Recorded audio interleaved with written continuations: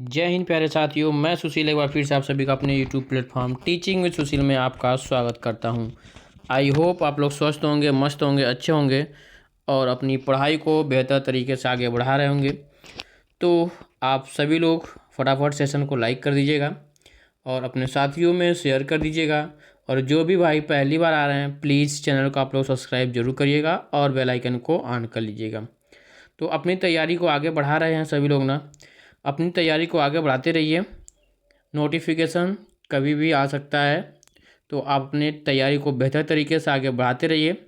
जैसा कि हम लोग डेली एक एक वीडियो, एक एक चैप्टर, लगभग एक चैप्टर 2 चैप्टर डेली क्लियर कर रहे हैं, तो इसी के साथ आज हम लोग पढ़ेंगे रॉलेट एक्ट और जलियांवाला बाग हत्याकांड, और उसके बाद और चैप्टर हैं उसको भी हम लोग पढ़ेंगे। तो हम लोग अपनी पढ़ाई को एक श्रृंखला के रूप में आगे बढ़ाते हुए आज हम लोग स्टार्ट करते हैं रॉलेट एक्ट और जलियांवाला बाग हत्याकांड। जैसा कि इसके पीछे हम लोग पढ़ चुके हैं महात्मा गांधी के बारे में, 1857 की क्रांति, भारतीय राष्ट्रीय कांग्रेस अधिवेशन, ये सब हम लोग कंप्लीट कर चुके हैं। और जो पहली बार आ रहे हैं आप उसको जा कर के देख सकते हैं, अपनी पढ़ाई को रिव्यू और मजबूत कर सकते हैं रिवीजन करके। तो फिर हम लोग अपने क्लास को स्टार्ट करते हैं। और आप लोगों से निवेदन है कि प्लीज़ जो भाई पहली बार आ रहे हैं आप लोग चैनल को सब्सक्राइब जरूर करिएगा और अपने सभी साथियों को शेयर करिए और सभी को बताइए कि अच्छे से क्लास चल रही है और आपको हेल्पफुल लग रही है, तो आप लोग भी इससे पढ़ाई करें। चलिए तो फिर ठीक है, हम लोग स्टार्ट करते हैं जलियांवाला बाग हत्याकांड। तो सबसे पहले ही क्वेश्चन यहाँ पे देखते हैं हम लोग।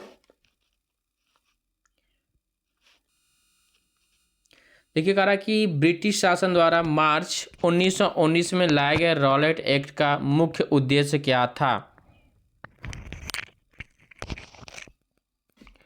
ठीक है, तो इसका मुख्य उद्देश्य क्या था इसके बारे में हम लोग जानते हैं।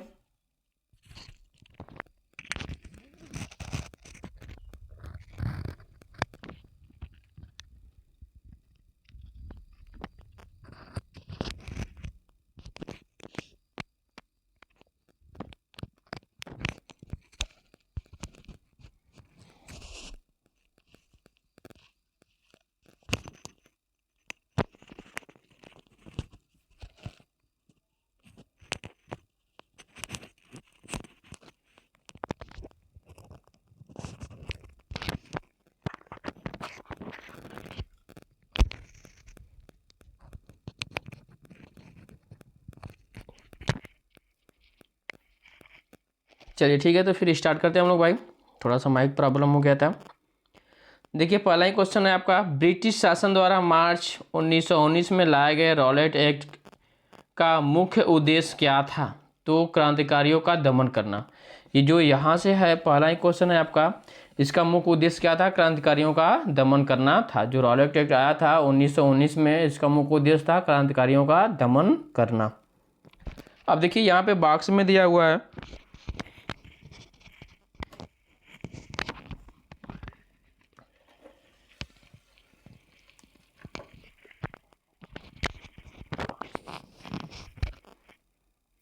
चलिए देखिएगा। कह रहा कि भारत में बढ़ रही क्रांतिकारी गतिविधियों के दमन के लिए, थोड़ा सा जूम करें ताकि आपको और स्पष्ट दिखाई दे। हाँ चलिए ठीक है, तो मुझे उम्मीद है कि आपको अब स्पष्ट दिखाई दे रहा होगा। देखिए यहाँ से, भारत में बढ़ रही क्रांतिकारी गतिविधियों के दमन के लिए सरकार ने 1917 में न्यायाधीश सिडनी रोलेट की अध्यक्षता में एक समिति गठन की। इसका उद्देश्य क्रांतिकारियों को कुचलने के लिए एक प्रभावी योजना निर्माण करना था। इसके सुझावों पर मार्च 1919 में पारित विधेयक रॉलेट एक्ट के नाम से जाना गया। ठीक है, तो ये जो था आपका 1919 में पारित विधेयक रॉलेट एक्ट के नाम से जाना गया था, वो 1917 में न्यायाधीश सिडनी रॉलेट की अध्यक्षता में समिति की गठन की गई थी। तो मुझे उम्मीद है कि ये चीज़ आपको समझ में आया। यहाँ से एक ही क्वेश्चन बच सकता है कि रॉलेट एक्ट कब पारित हुआ। ठीक है, जब रॉलेट एक्ट पारित हुआ उस समय भारत का वायसराय कौन था। लॉर्ड चेम्सफोर्ड ने। कौन थे भाई, तो लॉर्ड चेम्सफोर्ड। भारत का वायसराय कौन था, तो लॉर्ड चेम्सफोर्ड थे।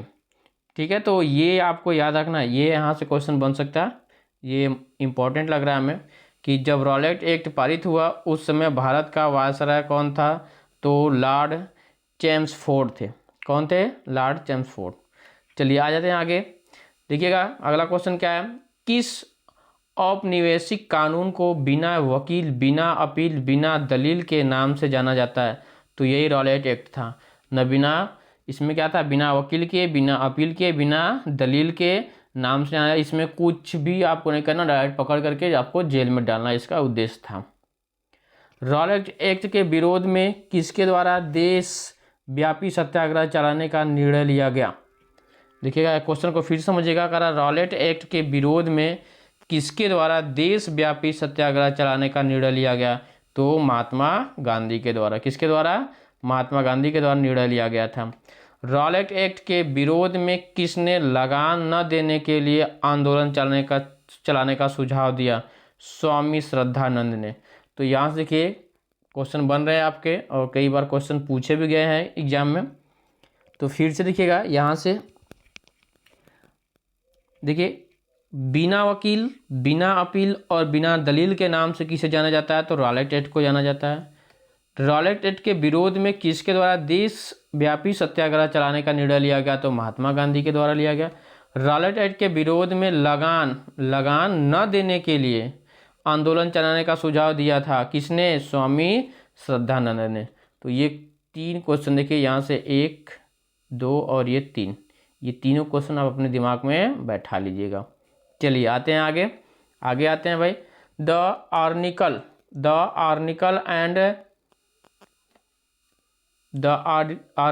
And revolutionary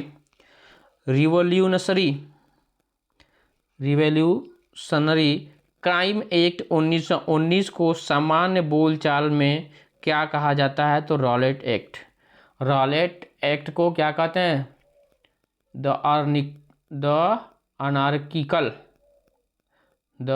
anarchical and revolutionary crime act 1919 को रॉलेट एक्ट के नाम से भी जाना जाता है।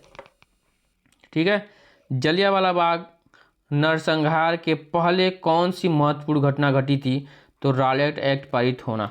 सबसे पहले रॉलेट एक्ट पारित हुआ, उसके बाद फिर जलियांवाला बाग हत्याकांड हुआ था, और दोनों 1919 में हुए थे। ठीक है भाई, दोनों क्या हुए थे? 1919 में ही हुए थे। देखिए, जलियांवाला बाग नरसंहार के पहले कौन सी महत्वपूर्ण घटना घटी थी? तो रॉलेट एक्ट का पारित होना। पंजाब के अमृतसर शहर में जलियांवाला बाग हत्याकांड कब हुआ था? तो 13 अप्रैल 1919। कई बार क्वेश्चन पूछा गया, बहुत इंपॉर्टेंट है भाई। 13 अप्रैल 1919 को कहाँ हुआ था? तो पंजाब के अमृतसर शहर में हुआ था। ठीक है, तो ये क्वेश्चन कई बार पूछा गया कि जलियांवाला बाग हत्याकांड कहाँ हुआ? पंजाब के अमृतसर शहर में हुआ था। कब हुआ था? 13 अप्रैल 1919 को हुआ था। तो आप लोग इसको ध्यान में रखिएगा। ठीक है, आप लोग इसको ध्यान में रखिएगा। चलिए आ जाते हैं आगे आते हैं, देखते हैं अगला क्वेश्चन क्या है।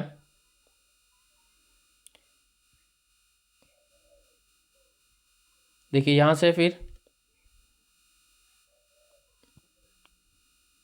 नीचे का थोड़ा सा लेट करते हैं, यहाँ पे देखिएगा। चलिए, मुझे उम्मीद है कि आप सभी को ये अच्छे से दिखाई दे रहा होगा। चलिए, रॉलेट एक्ट सत्याग्रह के दौरान पंजाब के 2 लोकप्रिय नेताओं डॉक्टर सैफुद्दीन किचलू और डॉक्टर सत्यपाल की गिरफ्तारी और ब्रिटिश दमन का विरोध करने के लिए 13 अप्रैल 1919 को बैसाखी के दिन अमृतसर के जलियांवाला बाग में एक सार्वजनिक सभा बुलाई गई थी, जहां जनरल डायर द्वारा निहत्थी भीड़ पर गोलियां चलवाकर लगभग 1000 लोगों की हत्या कर दी गई। इस घटना को जलियांवाला बाग हत्याकांड के नाम से जाना जाता है। अब देखिए, रॉलेट एक्ट के सत्याग्रह जो था उसी के दौरान पंजाब के 2 लोकप्रिय नेता जैसे डॉक्टर सैफुद्दीन किचलू और डॉक्टर सत्यपाल की गिरफ्तारी और ब्रिटिश दमन का विरोध करने के लिए 13 अप्रैल 1919 को बैसाखी के दिन अमृतसर के जलियांवाला बाग में एक सार्वजनिक सभा बुलाई गई थी, जिसमें ढेर सारे लोग बैठे हुए थे और वहाँ पे जनरल डायर द्वारा निहत्थी भीड़ पर गोलियां चलवाकर लगभग 1000 लोगों की हत्या कर दी गई थी। इसी घटना को जलियांवाला बाग हत्याकांड के नाम से जाना जाता है। तो यहाँ से कई प्रकार के क्वेश्चन पूछ सकते हैं। जैसा कि पहला आपको पता होगा कि 13 अप्रैल 1919 को जलियांवाला बाग हत्याकांड हुआ। कहाँ हुआ? अमृतसर के शहर में हुआ था। ठीक है। और ये क्यों हुआ था? तो क्योंकि जो दो नेता थे, कौन कौन से दो नेता गिरफ्तार हुए थे, ये भी क्वेश्चन पूछ सकता है। तो कौन से थे? सैफुद्दीन किचलू और सत्यपाल। डॉक्टर सत्यपाल की गिरफ्तारी के कारण ऐसा हो रहा था। वो सब मीटिंग कर रहे थे बाग में बैठ करके, तभी जनरल डायर आया और गोलियां चलवा करके उनको 1000 लोगों की हत्या कर दी गई थी। इसी घटना को हम लोग जलियांवाला बाग हत्याकांड के नाम से जानते हैं। तो मुझे लग रहा है कि आपको ये समझ में आया होगा, तो आप लोग इसको समझिएगा। ठीक है। एक कहानी के जैसा है कि पहले देखिए रॉलेट एक्ट आया 1919 में, उसी के विरोध करने लगे सभी लोग। उसी के विरोध में सैफुद्दीन किचलू और सत्यपाल मलिक को गिरफ्तार कर दिया गया। जब उनको गिरफ्तार कर लिया गया तो 13 अप्रैल 1919 को बैसाखी के दिन अमृतसर के जलियांवाला बाग में सभी लोग मीटिंग कर रहे थे, बैठ करके सभा बुलाई थी बैठने के लिए। तभी वहाँ पे जनरल डायर आता है और निहत्थी भीड़ पर गोलियां चलवा करके उसको आदेश देता है कि भून डालो, और उसमें गोलियां चला के लगभग उस समय 1000 लोगों की मौत हो गई थी। और उसी को जलियांवाला बाग हत्याकांड के नाम से जानते हैं। इस तरह एक कहानी के रूप में रखेंगे तो आपको आप कभी भूल नहीं सकते इसको। ठीक है। एक कहानी की तरह समझिए और उसको अपने दिमाग में बैठा लीजिए, एक फिगर बनाइए। ठीक है। चलिए आते हैं आगे। यहाँ तक तो आपको समझ में आया होगा। अब देखिए आगे क्या करा कि जलियांवाला बाग हत्याकांड के बाद किस विख्यात व्यक्ति ने ब्रिटिश सरकार द्वारा प्रदान की गई नाइट की उपाधि को वापस लौटा दिया था? तो नाइट की उपाधि किसको मिली थी? तो रविन्द्रनाथ टैगोर को। अब कब वापस किए थे? तो ये याद रखना है कि जलियांवाला बाग हत्याकांड के बाद वापस किए थे। किसने वो वापस की? रविन्द्रनाथ टैगोर ने। क्या वो वापस किए थे? तो नाइट की उपाधि। जो नाइट की उपाधि मिली थी उनको, तो वो क्या कर दिए? वो वापस कर दिए थे। तो यहाँ से 3 क्वेश्चन आपको समझ में आया। यानी कि जलियांवाला बाग हत्याकांड के बाद नाइट की उपाधि रविन्द्रनाथ टैगोर ने वापस कर दिया था। तो नाइट की उपाधि किसने वापस की? रविन्द्रनाथ टैगोर ने। रविन्द्रनाथ टैगोर ने जलियांवाला बाग हत्याकांड के समय किस उपाधि को वापस कर दिया? तो नाइट की उपाधि को। कब वापस किए थे? तो जलियांवाला बाग हत्याकांड के तुरंत बाद। ठीक है। तो यहाँ से 3 से 4 क्वेश्चन जिस तरह से आगे पीछे घुमा फिरा कर जितने भी क्वेश्चन बन सकते हैं आपसे खुद क्वेश्चन बनाइए और खुद अपने आप को अपने दिमाग में बनाइए, उसको फिगर बनाइए कि ये ऐसे पूछेगा तो ये करना में।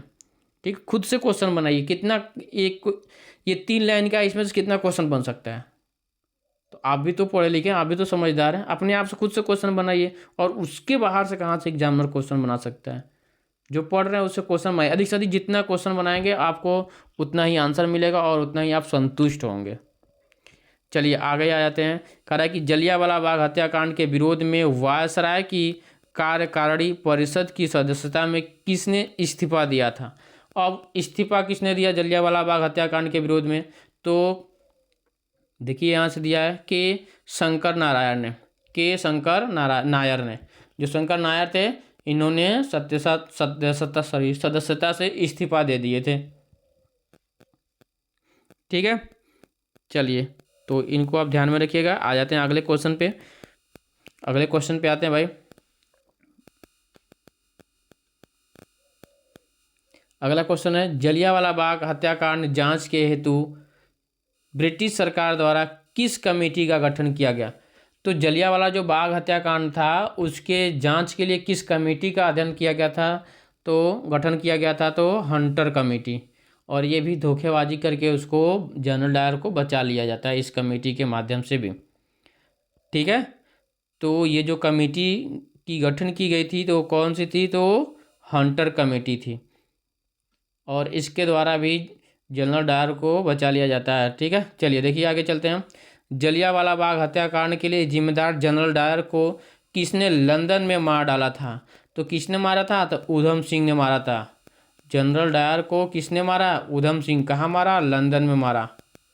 ठीक है। जलियांवाला बाग हत्याकांड के लिए जिम्मेदार जनरल डायर को किसने मारा था? तो उधम सिंह ने मारा था। कहाँ पे मारा था? लंदन में मारा था।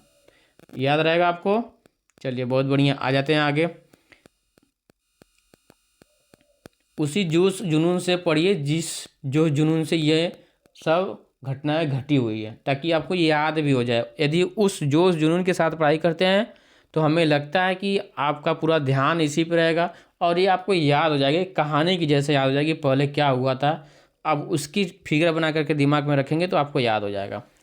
अब कांग्रेस ने जलियांवाला बाग हत्याकांड की जांच हेतु मदन मोहन मालवीय की अध्यक्षता में एक समिति गठन की। समिति के अन्य सदस्यों में मोतीलाल नेहरू, महात्मा गांधी, CR दास, बदरुद्दीन तैयब जी और MR जयकर आदि शामिल थे। चलिए यहाँ तक तो हो गया ये। आगे देखते हैं। अब स्वतंत्रता संग्राम की प्रमुख घटनाएं हैं, इसको हम लोग देख लेते हैं थोड़ा सा। जो घटनाएं घटी थी स्वतंत्रता संग्राम में, अब आ जाते हैं। इसको हम लोग देखे भी हैं, पढ़े भी हैं एक बार का, शायद हो सके तो आप लोगों को दिमाग में बन जाए। पहला ही क्वेश्चन देखिए, कह रहा है कि 1885 में भारतीय राष्ट्रीय कांग्रेस की स्थापना कब हुआ था? 1885। अभी इसके पहले हम लोग पढ़े थे 1905 में बंगाल का विभाजन हुआ था, अभी हम लोग पढ़े थे पीछे दिन। और 1906 में मुस्लिम लीग की स्थापना, ये भी हम लोग पढ़े। इंडियन काउंसिल एक्ट 1909 में, ये हम लोग नहीं पढ़े थे, आगे चल करके पढ़ लेंगे। इंडियन काउंसिल एक्ट कब हुआ था? 1909 में।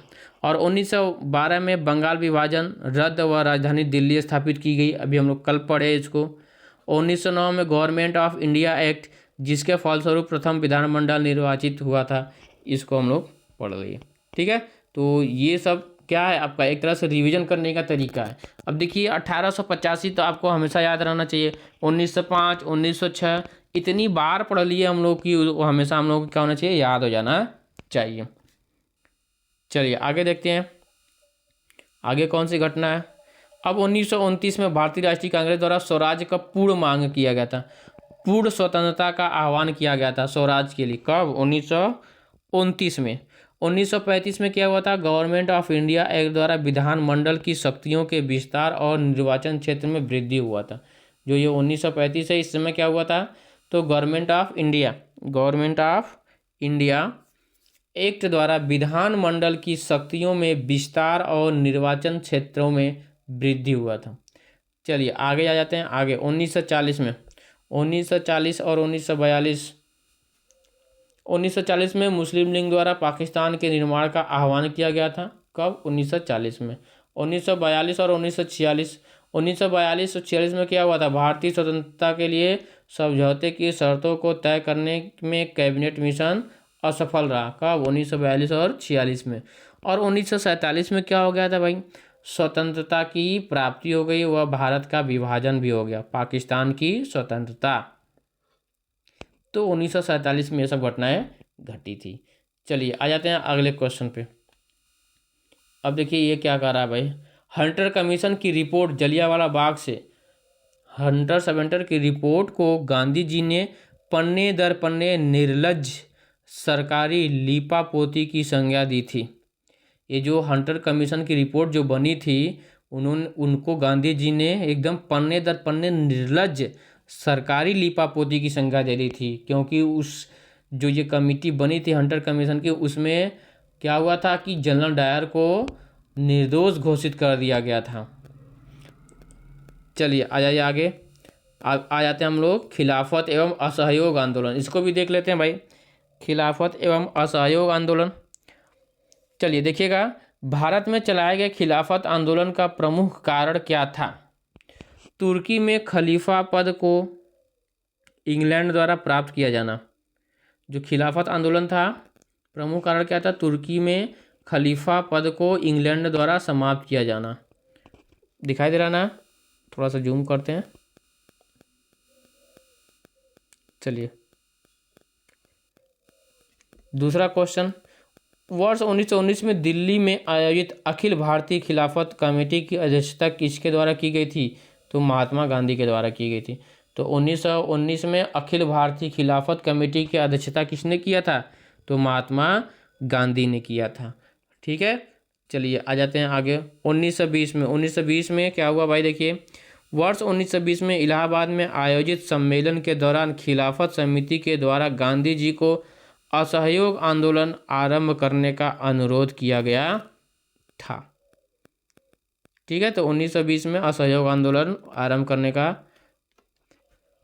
अनुरोध किया गया था। आगे देखिएगा, खिलाफत आंदोलन के प्रमुख नेता कौन थे? खिलाफत आंदोलन के प्रमुख नेता कौन थे भाई? तो शौकत अली और मोहम्मद अली। शौकत अली और मोहम्मद अली। मोहम्मद अली जिन्ना नहीं है, ये मोहम्मद अली शायद कोई और है। खिलाफत आंदोलन के प्रमुख नेता थे ये शौकत अली और मोहम्मद अली। चलिए आ जाते हैं आगे आते हैं। भारतीय राष्ट्रीय कांग्रेस ने पहला असहयोग आंदोलन किस वर्ष प्रारंभ किया था? तो 1920। इसको भी हम लोग कल पढ़ के आए हैं। असहयोग आंदोलन कब हुआ? 1920 में। ठीक है भाई, चलिए कल अभी गांधी जी के बारे में हम लोग पढ़े थे। सत्याग्रह आंदोलन, चंपारण आंदोलन, खिलाफत आंदोलन और असहयोग आंदोलन, इन सबको हम लोग कल पढ़े थे। चलिए आ जाते हैं वर्ष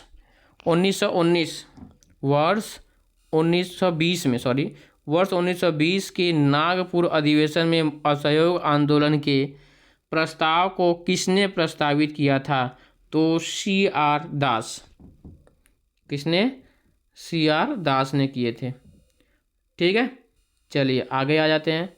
तो आपको कोई भी दिक्कत होगा तो आप लोग कमेंट करके ज़रूर बताइएगा, और आपको क्लास कैसी लग रही है आप बीच बीच में कमेंट भी कर दिया करिए भाई। और जो पहली बार आ रहे हैं प्लीज़ आप लोग चैनल को सब्सक्राइब करिएगा। और सबसे पहली बात ये बताया कि कितने भाई बहन बोल रहे हैं कि इसका PDF नहीं मिल रहा है, तो अब मैं आपको बता दूं, इसका PDF आपको टीचिंग विद सुशील के टेलीग्राम चैनल पर आपको मिल जाएगा, और इसका लिंक मैं चैनल के अबाउट सेशन में दे दिया है, और ये आप सर्च करके जाना चाहते हैं तो वहाँ पे जा सकते हैं। ठीक है, तो फिर वहाँ से आप सभी का जितने भी क्लास चली हैं सभी का PDF आपको मिला हुआ है, वहाँ पे पड़ गया है। ठीक है,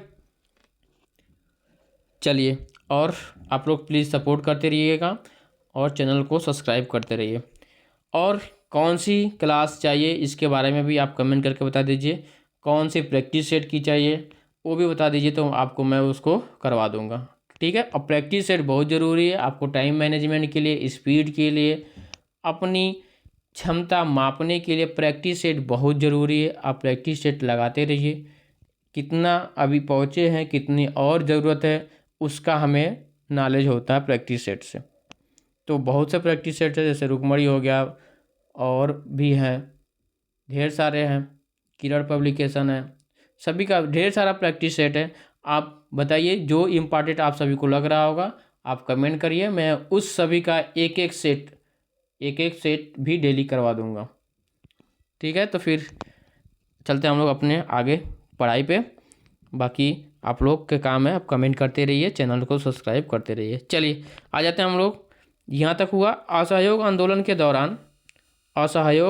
के दौरान किस व्यक्ति ने अपनी वकालत छोड़ दी थी?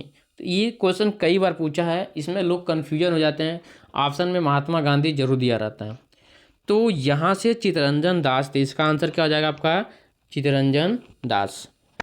ठीक है, तो असहयोग आंदोलन के दौरान किस व्यक्ति ने अपनी वकालत छोड़ दी थी? तो चित्तरंजन दास ने छोड़ दिया था। स्वराज का नारा गांधी जी ने कब दिया था? ये जो स्वराज का नारा था गांधी जी ने कब दिया था? असहयोग आंदोलन के समय दिए थे। कब दिए थे? तो असहयोग आंदोलन के समय दिए थे। ठीक है भैया, चलिए मुझे उम्मीद है आप सभी को अच्छे से समझ में आ रहा होगा। चलिए आ जाते हैं असहयोग आंदोलन के दौरान। देखिए यहाँ से, असहयोग आंदोलन के दौरान महात्मा गांधी ने केसर-ए-हिंद की उपाधि त्याग दी थी। महात्मा गांधी को जो केसर-ए-हिंद की उपाधि मिली थी उसको महात्मा गांधी ने त्याग दिया था। किस आंदोलन के दौरान त्यागे थे भाई? तो किस आंदोलन के द्वारा? तो असहयोग आंदोलन के दौरान। एक मिनट, सॉरी, किस आंदोलन के दौरान? तो असहयोग आंदोलन के दौरान महात्मा गांधी ने केसर-ए-हिंद की उपाधि को त्याग दिया था। तो मुझे उम्मीद है कि आप सभी को ये अच्छे से समझ में आया होगा। तो ये ध्यान रखिएगा, केसर-ए-हिंद की उपाधि किसको दिया गया था? तो महात्मा गांधी को। वो कब त्यागे थे? तो असहयोग आंदोलन के दौरान त्याग दिए थे। अब आ जाते हैं 1921 से 22 के असहयोग आंदोलन का मुख्य परिणाम क्या था? हिंदू मुस्लिम एकता था। जो 1921 और 22 के असहयोग आंदोलन का मुख्य परिणाम क्या था? हिंदू मुस्लिम एकता था।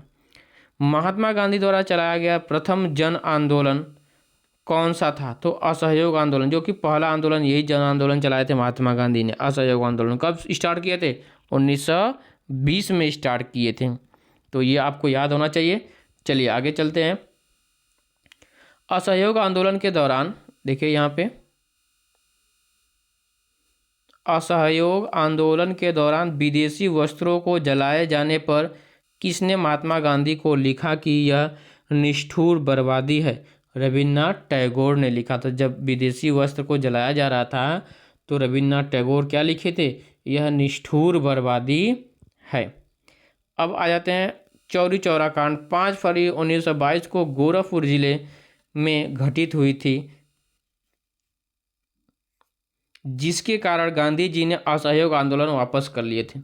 अब ये भी क्वेश्चन पूछा जाता है कि असहयोग आंदोलन वापस कब लिया गया? तो 1922 में। किसके समय, कब, क्यों लिया गया था? चौरी चौरा कांड के समय। कब हुआ था? 5 फरवरी 1922 को हुआ था। कहाँ हुआ था? तो गोरखपुर में हुआ था। उत्तर प्रदेश के गोरखपुर जिले में हुआ था असहयोग आंदोलन। ठीक है भाई, तो मुझे उम्मीद है कि आपको ये समझ में आया होगा। चलिए आगे चलते हैं हम। यदि कोई भी दिक्कत होगा तो आप लोग कमेंट करके ज़रूर बताया करिए। प्लीज़ आपसे रिक्वेस्ट है कि आप लोग कमेंट करिए और बताइए कि क्या दिक्कत है, क्या कमी है। आगे चलते हैं। चौरी चौरा की घटना के समय महात्मा गांधी कहाँ पर थे? तो बरदौली में थे। कहाँ पे थे वो? बरदौली में। चौरी चौरा जब कांड घटना घटा था तो महात्मा गांधी कहाँ पे थे? तो बरदौली में थे। तो चलिए आगे आ जाते हैं। यहाँ पे देखते हैं असहयोग आंदोलन कब समाप्त हुआ था? 1922 में। असहयोग आंदोलन वापस ले लिए थे, वही समय बंद हो गया था। तो कब हुआ था? 1922 में। चौरी चौरा कांड भी 1922 में 5 फरवरी को हुआ था। असहयोग आंदोलन के दौरान मोतीलाल नेहरू, CR दास, श्री राजगोपालचारी, वल्लभ भाई पटेल, आसफ अली, T प्रकाशन व राजेंद्र प्रसाद जैसे प्रमुख वकीलों ने अपनी वकालत छोड़ दी थी। जब ये असहयोग आंदोलन के दौरान ही इन्होंने अपना सब कुछ अपना वकालत क्या कर दिया था? छोड़ दिया था। ठीक है, तो आ जाते हैं आगे। अब अगला चैप्टर आ जाता है आपका क्या? स्वराज पार्टी कांग्रेस का लाहौर अधिवेशन एवं पूर्ण स्वराज प्रस्ताव। चलिए भाई, ये भी थोड़ा सा है, ज़्यादा नहीं है, बस थोड़ी सी ही क्वेश्चन है इसमें भी। स्वराज पार्टी को किसने स्थापित किया था? तो स्वराज पार्टी को CR दास और मोतीलाल नेहरू ने स्थापित किया था। किसने किया था स्वराज पार्टी को? तो CR दास तथा मोतीलाल नेहरू ने। स्वराज पार्टी की स्थापना मार्च 1923 में की गई थी। CR दास इसके अध्यक्ष एवं मोतीलाल नेहरू इसके महासचिव चुने गए थे। तो स्वराज पार्टी के जो अध्यक्ष थे कौन थे? CR दास, और महासचिव कौन थे? तो मोतीलाल नेहरू थे। ठीक है, चलिए आ जाते हैं आगे भाई। स्वराज पार्टी के गठन के लिए किस कांग्रेस अध्यक्ष ने पद से त्यागपत्र दिया? तो CR दास ने त्यागपत्र दे दिए थे। ठीक है, कांग्रेस अध्यक्ष ने पद से क्या कर दिया था? त्याग दिया था। कौन थे वो? CR दास थे। देश बंधु के नाम से कौन प्रसिद्ध है? चित्तरंजन दास को किसके नाम से जानते हैं? देश बंधु के नाम से जानते हैं। चित्तरंजन दास को किसके नाम से जानते हैं? तो देश बंधु के नाम से जानते हैं। स्वराज पार्टी का गठन किस आंदोलन के सफलता के पश्चात हुआ था? तो असहयोग आंदोलन के असफलता के पश्चात हुआ था स्वराज पार्टी का गठन। ठीक है, जब असफल हो गया मेरा असहयोग आंदोलन, जब वापस ले लिया गया तो उसी समय स्वराज पार्टी का गठन किया गया। ठीक है भाई, चलिए आ जाते हैं आगे। नवंबर, देखिएगा यहाँ से, नवंबर 1924 में महात्मा गांधी, CR दास तथा मोतीलाल नेहरू के मध्य एक महत्वपूर्ण समझौता हुआ जिसे जाना जाता है गांधी दास पैक्ट। कब हुआ था ये? 1924 में हुआ था। ठीक है, कब हुआ था? 1924 में हुआ था। किनके बीच हुआ था? महात्मा गांधी, मोतीलाल नेहरू और CR दास के बीच हुआ था यह मध्यस्थता में समझौता हुआ था। ठीक है भैया, चलिए आ जाते हैं आगे आते हैं, देखते हैं आगे कौन सा क्वेश्चन है भाई।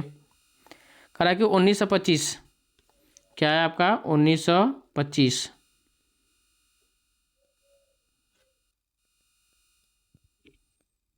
हाँ देखिएगा यहाँ से 1925 वर्ष 1925 में विट्ठल भाई पटेल को सेंट्रल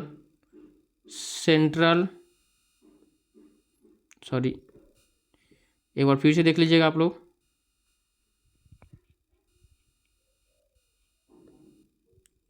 कहा कि वर्ष 1925 में विट्ठल भाई पटेल को सेंट्रल